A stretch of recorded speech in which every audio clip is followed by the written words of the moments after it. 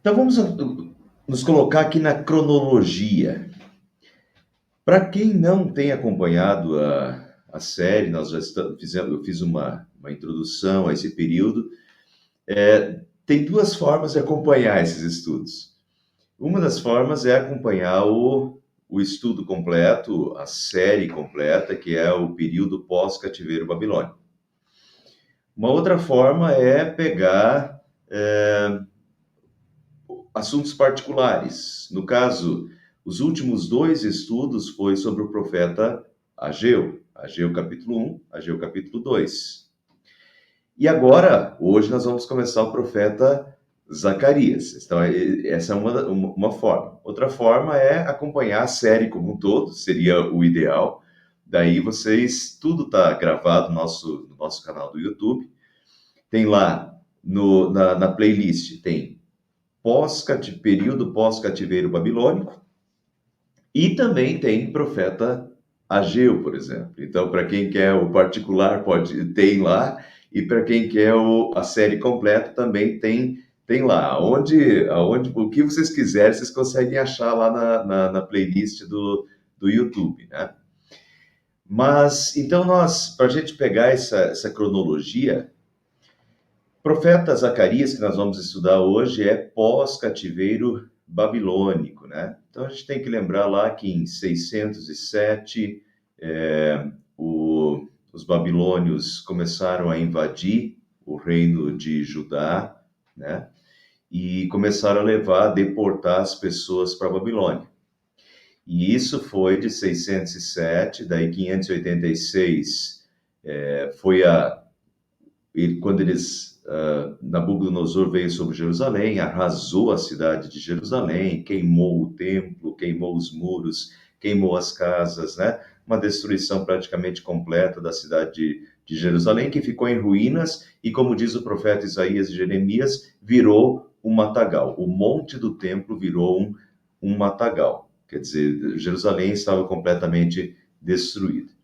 E daí levou 70 anos, né? 607, em 537, já no Império Persa. Em 538, o Império Persa assumiu o controle, né? Dominou o Império Babilônico. E então permite que os judeus regressem, voltem. Esse período aqui de 537 não está aqui porque aqui é a cronologia dos profetas menores, né? Mas aqui em 537, então, o povo começa a voltar para Jerusalém. 50 mil judeus voltam para Jerusalém. Esse primeiro período, essa volta, está registrada no livro de Esdras, do capítulo 1 até o capítulo 4. Então, Esdras, capítulo 1, 2, 3 e 4, narra exatamente esse regresso, o decreto de Ciro permitindo a volta dos judeus para Jerusalém, para reconstruir o templo de Jerusalém, para reconstruir a cidade. Isso está em Esdras, capítulo 1, 2, 3 e 4. Nós estudamos, então, esse Esdras 1, 2, 3 e 4, e daí nós pulamos, porque daí o período de Esdras mesmo, a partir do capítulo 5, já dá um pulo bem grande, né? Vocês vão ver isso a partir daqui a algumas semanas. Nós vamos voltar para Esdras. Mas daí vem nesse período aqui, vem o período de Ageu e Zacarias. Eles voltaram em 537. Eu acho que aqui tem um pouquinho mais. Em 607 foram as primeiras deportações para a Babilônia, 586 a destruição de Jerusalém e do templo, 537 eles voltaram, a volta dos deportados de Jerusalém. 535 eles reconstruíram o altar dos holocaustos e os alicerces do templo. Mas de 535 até 520 veio uma oposição e a obra do templo, da reconstrução do templo, ficou parada. Então, esses 15 anos ficou parado, e daí vem a época do profeta Ageu e Zacarias, que conclamam o povo a reconstrução. E por isso Ageu e Zacarias vêm os dois na mesma data, né, no mesmo ano aqui. E é aqui que nós estamos estudando. Então, estudamos o profeta Ageu, já, capítulos 1 e 2, e hoje nós vamos estudar o profeta Zacarias. Então, Zacarias capítulo 1, versículo 1, começa dizendo: no 8º mês, o 2º ano do reinado de Dario, a palavra do Senhor veio ao profeta Zacarias, filho de Berequias e neto de Ido. Notem que, para quem está acompanhando a série, acompanhou o estudo passado, no 8º mês, o 2º ano do reinado de Dario. Assim começa Zacarias capítulo 1. Como começa Ageu capítulo 1? Ageu capítulo 1 começa dizendo: no 6º mês, o 2º ano do reinado de Dario. A palavra do Senhor veio por meio do profeta Ageu. Então, notem que Ageu veio um pouco antes, e até por isso as nossas Bíblias colocam Ageu antes, né? Ageu e Zacarias, embora os dois são do mesmo período, inclusive do mesmo ano, só que Ageu veio um pouquinho antes. Ageu começa a receber a palavra do Senhor no 6º mês do 2º ano do reinado de Dario, rei da Pérsia, e Zacarias começa a receber a palavra do Senhor no 8º mês. Então, 2 meses depois. Então, notem que realmente esses dois profetas aqui, né, tanto Zacarias quanto Ageu, eles são as duas vozes de Deus para esse período, conclamando o povo a reconstruir o templo. Não só isso, vocês vão ver hoje, a começar por hoje, né? Que não é só isso. Ageu é mais concentrado na construção do templo. Zacarias é bem mais amplo. Outra coisa que a gente vê aqui é que o profeta Zacarias 1:1, o profeta Zacarias, filho de Berequias e neto de Ido. Zacarias era sacerdote e descendente de uma família, de uma conhecida família sacerdotal. Berequias e Ido eram muito conhecidos na época. Era uma família sacerdotal. Então, Zacarias é um sacerdote. Deus está fazendo ouvir a sua voz através de um sacerdote, né? E Zacarias também voltou junto com os 50.000 do exílio babilônico. E agora, ele voltou em 538, né? 537, 538. E agora já é o ano 520 aqui, ó, vamos voltar lá para o mapa, 520, quando eles recebem a profecia. Então, de 538 até 520, 538 até 520, já tinham se passado 18 anos desde que eles tinham regressado. Foi aquele período em que eles colocaram os alicerces do templo, pararam por causa da oposição, mas também depois deitaram nas cordas, né? E a gente já vai relembrar isso. E agora Deus está falando através de Ageu e também através de Zacarias, conclamando o povo a voltar às obras e reconstruir o templo. Então, assim como Ageu, Zacarias também recebeu a palavra do Senhor e a anunciou. Assim como Ageu, Zacarias também conclamou o povo à reconstrução do templo. Mas, diferente de Ageu, porque Deus usou cada profeta segundo a sua vontade, Zacarias tem o seu próprio estilo. Do capítulo 1 até o capítulo 8 de Zacarias, Zacarias tem 14 capítulos, do capítulo 1 até o capítulo 8 tem 8 visões. E pessoal, a gente não vai, eu já vou antecipar para vocês, vou comentar isso no final de novo, mas já vou antecipar. A gente não vai estudar os 14 capítulos, tá? É um material bastante complexo e um pouco longo, extenso. Então, nós não vamos, dessa vez, a gente não vai estudar os 14 capítulos, senão para estudar os 14 capítulos, a gente precisaria de 3 meses e pouquinho para estudar tudo, tá? Então, eu vou fazer um apanhado do livro. Espero dar as ferramentas necessárias para que vocês possam ler o livro com maior entendimento nas próximas vezes, tá? Mas é bem interessante aqui. Para os que são aqui da igreja, já me ouviram comentar algumas vezes que Daniel é um dos livros apocalípticos do Antigo Testamento, principalmente os últimos capítulos de Daniel. Daniel tem 12 capítulos. Até o capítulo 6 são as histórias que a gente conhece de Daniel. Daniel na cova dos leões, os amigos de Daniel, a estátua. Isso tudo está até o capítulo 6. Capítulo 7 até o 12 o bicho pega. Porque daí são profecias muito, inclusive, muito conectadas, não só a linguagem, é uma linguagem apocalíptica, né? Daniel é no Antigo Testamento, como está conectado com textos do Apocalipse. O Apocalipse depois vai repetir passagens de Daniel, né? Então está muito entrelaçado Daniel e Apocalipse no Novo Testamento. E Daniel, capítulo 7 a 12, é uma literatura apocalíptica. E assim também Zacarias. E Zacarias, essas primeiras 8 visões, esses primeiros 8 capítulos de Zacarias, são densos, são complexos, e eu diria, são quase tão complexos quanto o Apocalipse, para entender. Tem muitas coisas do Apocalipse que a gente pode ler 30 comentários e ainda fica com dúvida se é exatamente isso. Porque, enfim, Deus não disse, como nas parábolas, né? Quando Jesus contou a parábola do semeador, e depois que Jesus contou, os discípulos chegaram para ele: Senhor, não entendemos. Explica esse negócio para a gente. Daí Jesus pegava e esmiuçava a parábola, e daí os discípulos sabiam como interpretar a parábola.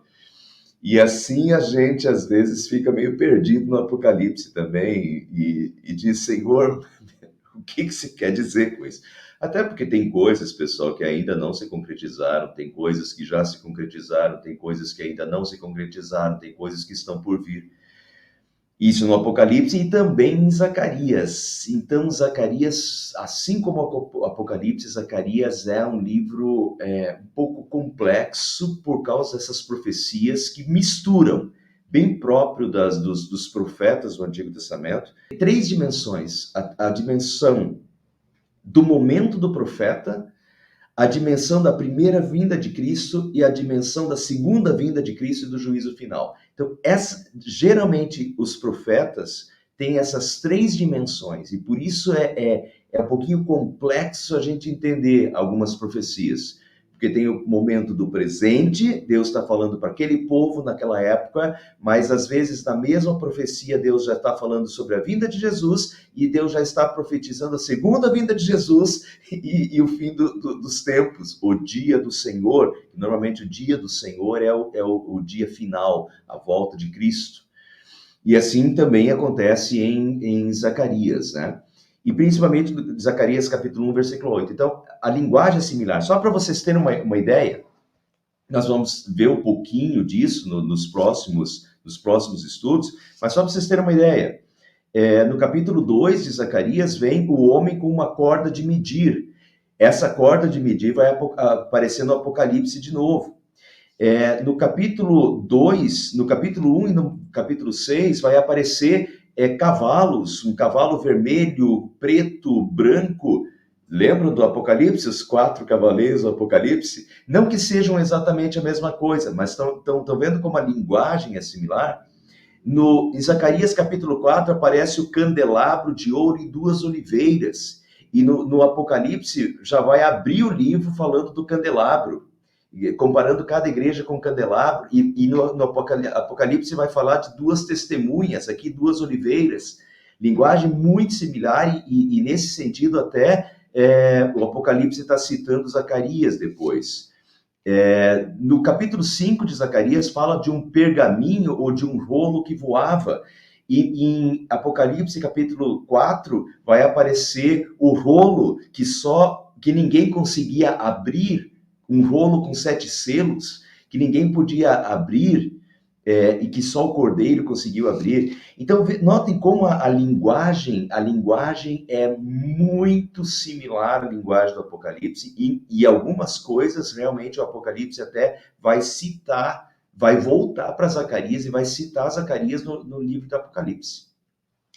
E, assim como no Apocalipse, também é um anjo que está revelando, também em Zacarias é um anjo que está revelando tudo a Zacarias.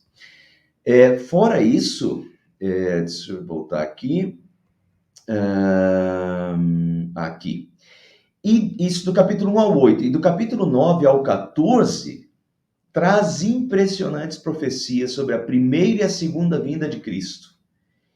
E vejam, Eu vou dar um exemplo para você. A gente vai ver isso, mas só para antecipar, para vocês terem um gostinho do que a gente vai estudar nesse livro. Olha, eu vou ler Zacarias capítulo 9, versículo 9. 9, 9.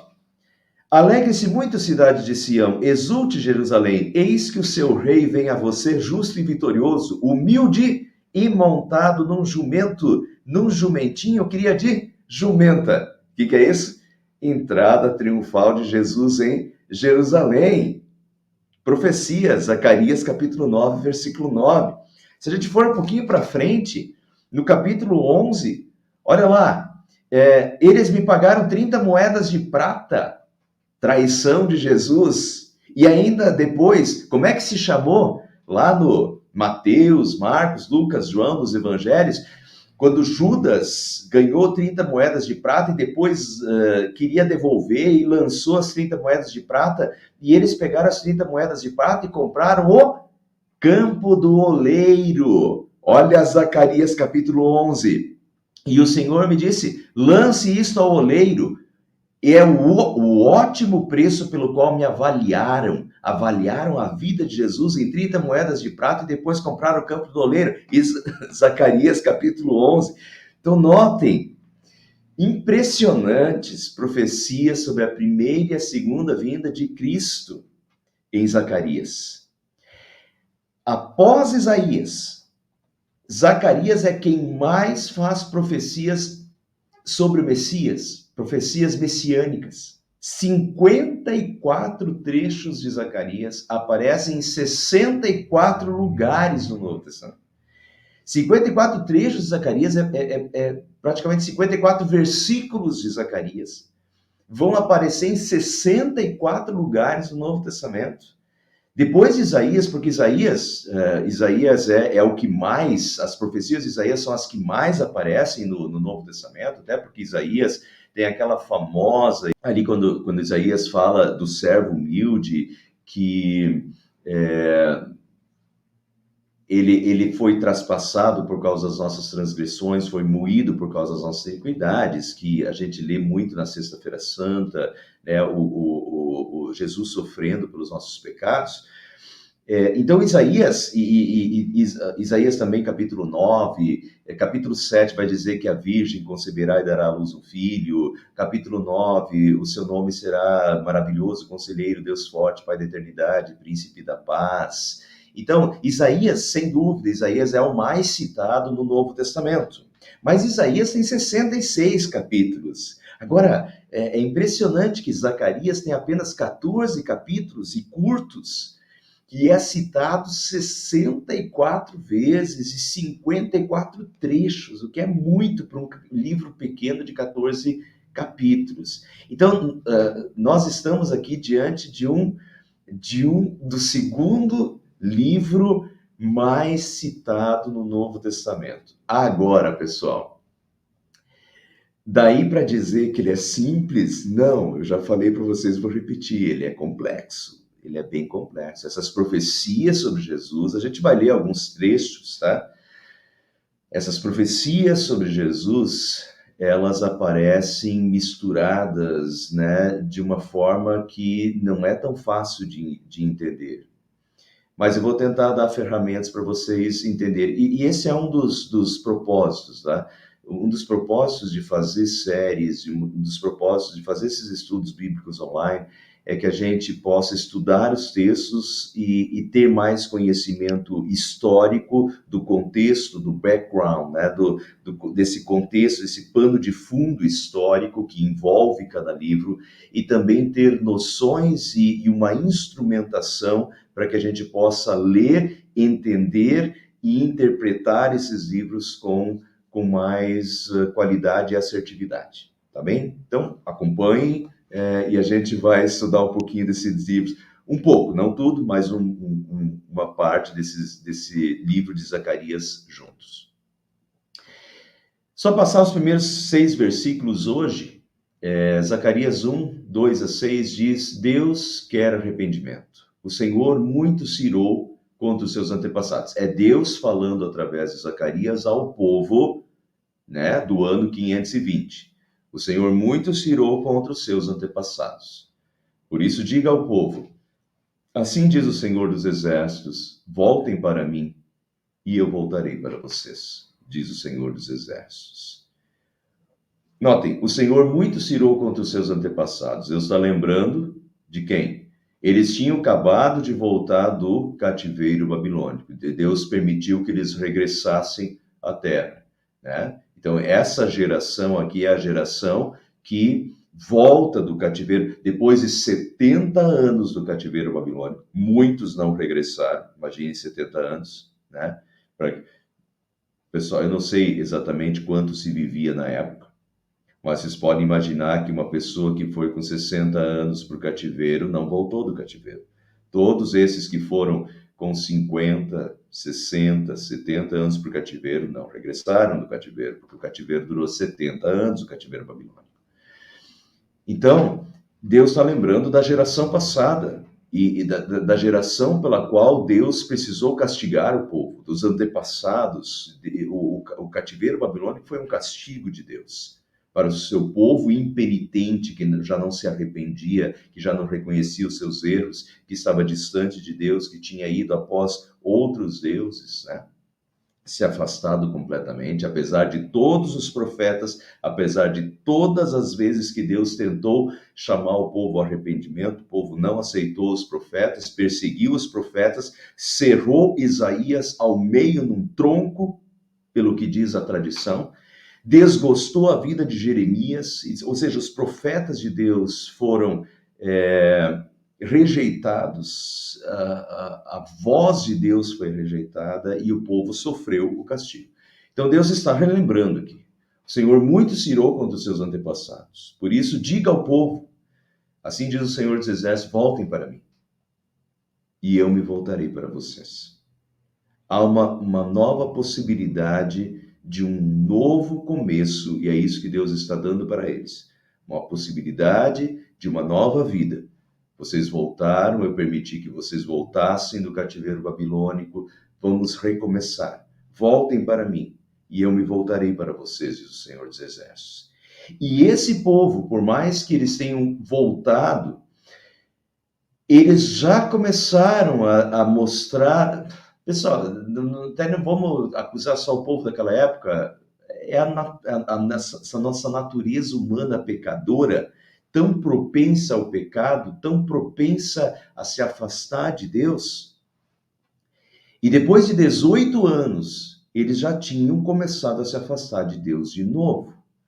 Vamos lembrar de Ageu, capítulo 1, vamos fazer a triangulação, porque são do mesmo período. Deus, através de Ageu, Deus disse o quê para o povo? Assim diz o Senhor dos Exércitos, esse povo afirma, ainda não chegou o tempo de reconstruir a casa do Senhor, ainda não chegou o tempo de reconstruir a casa do Senhor. Por isso a palavra do Senhor veio por meio do profeta Ageu, acaso é tempo de vocês morarem em casas de fino acabamento, enquanto a minha casa continua destruída? Né? De novo, veja que o pessoal já começa a dar desculpa. Ah, não chegou o tempo de reconstruir a casa de Deus. E a casa de Deus pode esperar. Primeiro, venha a nós o nosso reino, né? Não o teu reino. Venha a nós o nosso reino. Eles estão morando em casa de fino acabamento, eles estão no bem bom, mas a casa de Deus, né, não foi reconstruída. Ah, mas a casa de Deus pode esperar. O que é de Deus sempre fica depois. Em segundo lugar, buscar em primeiro lugar o reino de Deus e sua justiça. Quer dizer, esse coração humano propenso ao afastamento de Deus, a buscar o seu próprio reininho aqui na terra, né? Veja como isso é rapidamente, por mais que em 18 anos o negócio já, né, o pecado já está se proliferando de novo. Então Deus diz, voltem para mim, e eu me voltarei para vocês, diz o Senhor dos Exércitos. Lembrem o que aconteceu com os antepassados de vocês. Lembrem o que eu precisei fazer com os antepassados de vocês. Voltem para mim, e eu me voltarei para vocês. O nome Zacarias significa Yahvé lembra. Yahvé é o nome de Deus no Antigo Testamento. Yahvé é o nome sagrado, mas significa Yahvé lembra. E só aqui para vocês, provavelmente vocês já ouviram, mas deixa eu mostrar isso um pouquinho para vocês. Em português, Eu não sei por que, nunca li sobre isso, mas eu acho que até cometeram um erro, colocar o S no final. Zacarias. Não deveria ser. Se for para o inglês não tem S no final dos livros. Porque o final, esse final aqui é sempre Yah, é Zacariah em hebraico. E vejam, é Zacariah, Isaías, Jeremias, Oséias, Obadiah, Miqueias, Sofonias, porque o Yah do final é sempre uma referência ao nome de Deus. Sempre Yah é Yahvé. Por isso, sempre os nomes em hebraico carregam o nome de Deus. É como se os pais quisessem dar nomes relacionados a Deus. De certa forma, foi isso que a gente fez com os nossos filhos também. A gente quis dar primeiro nomes bíblicos para os nossos filhos, e segundo, nomes que tivessem um significado relacionado a Deus. Né? Então, o nome da nossa filha, Annelise, né? É uma junção, mas é de Elizabeth, e um nome muito comum em hebraico, tem a ver com a graça divina. E o Daniel, que é o nosso filho, também, Daniel, esse é outro, uma linhagem, os nomes em hebraico que terminam com Yah, que é de Yahvé. E tem outra linhagem de nomes no hebraico, muito comum também, que são nomes que terminam com El, que é Elohim, que vem de Elohim, que também é outro nome para Deus em hebraico. E daí nós temos Daniel, Joel, né, Miguel, Ezequiel, né? Então são vários nomes com El no final, que também tem a ver com Deus, com Elohim. E aqui Zacarias, Isaías, Jeremias. Por isso, infelizmente, o português, em inglês não acontece isso, em inglês não se colocou o S no final. O português, infelizmente, colocou o S no final e estragou né? Estragou um pouquinho essa noção do hebraico, né? De ter a ver com relação com o nome de Deus. Mas então, Zacarias significa Yahvé se lembra. E daí é interessante isso, porque através do profeta Zacarias, Deus mostra que lembra do seu povo, que não esqueceu o seu povo, que está lembrando do seu povo, mas também o relembra do que aconteceu aos antepassados pela sua falta de arrependimento. Deus chama o povo novamente ao arrependimento e os convida a renovar o compromisso, a aliança com Ele para uma vida abençoada, para um novo começo, né? Para a reconstrução do templo, para um novo recomeço de uma vida consagrada, dedicada, santificada, unida a Deus, né? E o texto do versículo 2 ao 6 continua: não sejam como seus antepassados, aos quais os antigos profetas proclamaram, quer dizer, os antigos profetas proclamaram aos antepassados, dizendo: assim diz o Senhor dos Exércitos, deixem os seus maus caminhos, as suas más obras, mas eles não me ouviram e não me deram atenção, declara o Senhor. Onde estão os seus antepassados agora? E os profetas, acaso vivem eles para sempre?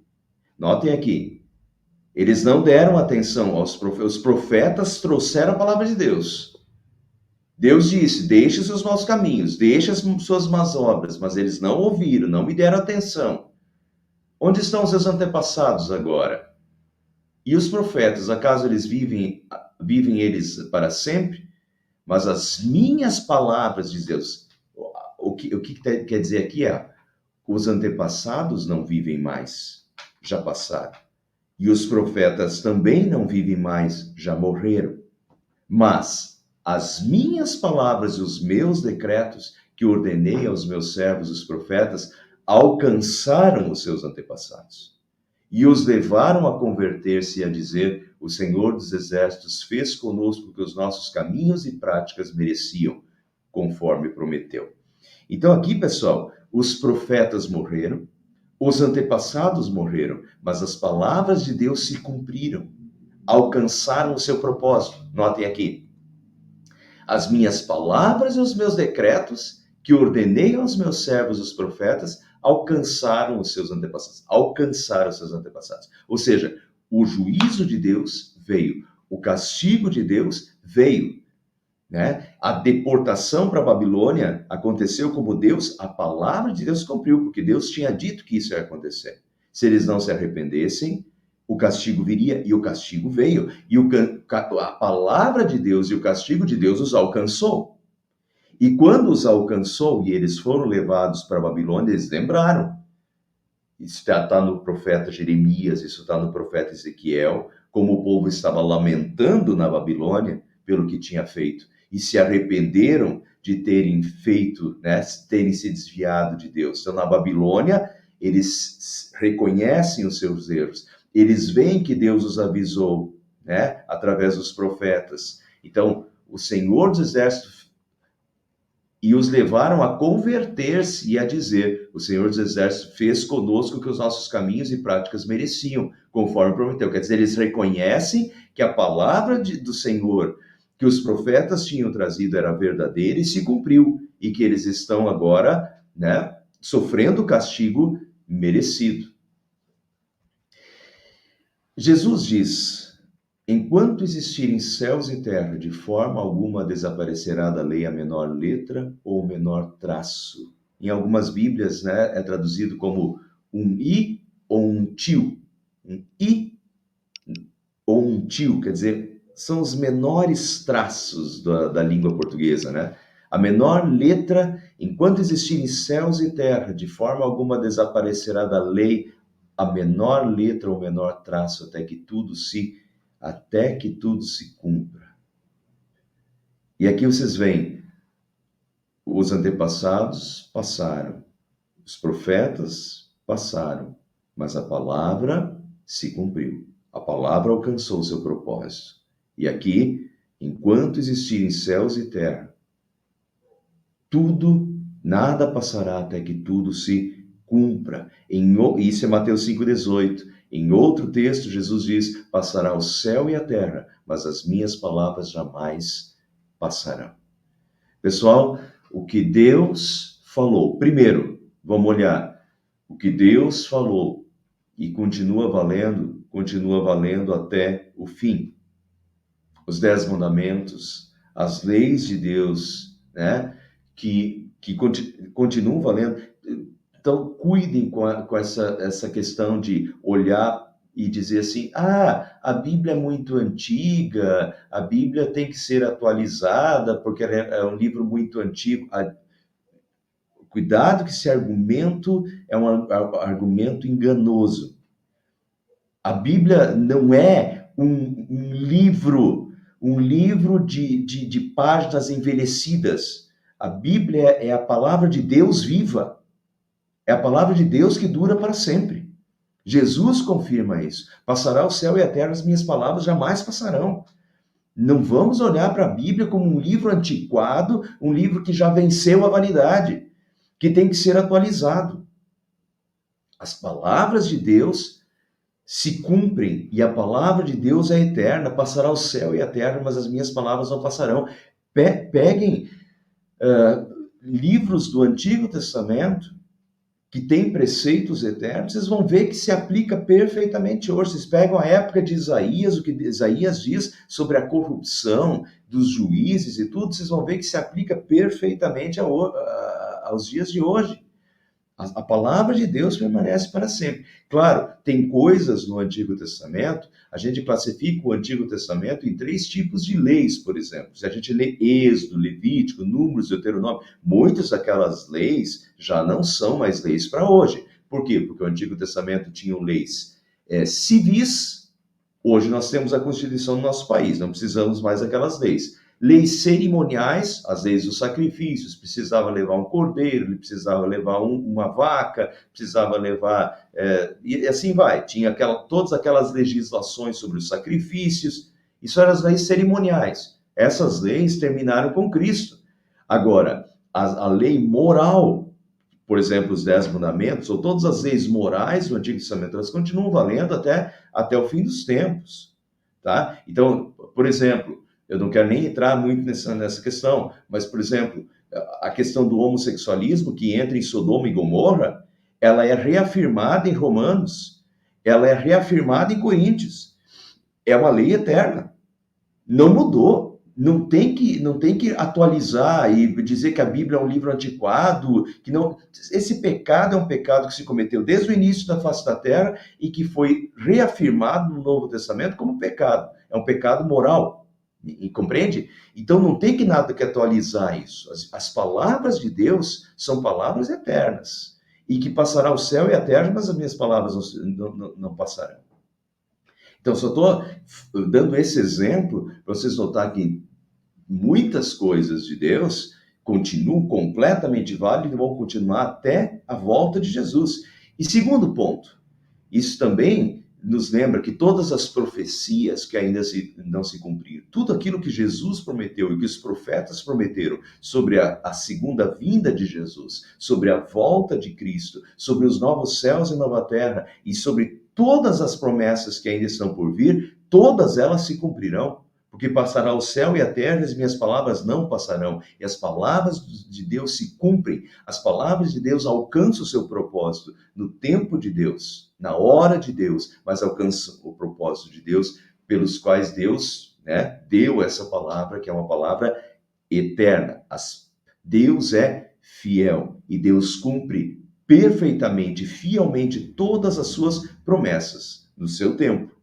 Assim como levou milhares de anos até que Jesus veio e cumpriu a profecia de Gênesis de que ele esmagaria a cabeça da serpente, lá na queda, em pecado, Gênesis capítulo 3, levou milhares de anos até que Jesus veio e esmagou a cabeça da serpente, assim como Jesus cumpriu todas as profecias, ou boa parte das profecias do Antigo Testamento, né? Assim também, já se passaram mais 2.000 anos desde Cristo até agora, mas todas as profecias que ainda estão para acontecer, que ainda estão na palavra de Deus, vão se cumprir, porque passará o céu e a terra, mas as minhas palavras não passarão, e nós podemos esperar com isso, esperar em Deus com tranquilidade, esperar em Deus com confiança, né? Uma confiança de que, assim como ele sempre cumpriu as suas profecias, ele cumprirá as profecias que ele nos fez e que são para nós também, que estão no futuro. E só para terminar, estudaremos partes selecionadas, então, dos 14 capítulos, com ênfase principalmente nas profecias messiânicas, tá? Mas a gente vai ver um pouquinho do capítulo 1 até o capítulo 8, textos selecionados, e depois o capítulo 9 até o capítulo 14, as profecias mais messiânicas também em textos selecionados. Então, acompanha aí, com isso eu estou querendo incentivar vocês a acompanhar o estudo do profeta Zacarias, aí, né, nos nossos próximos encontros.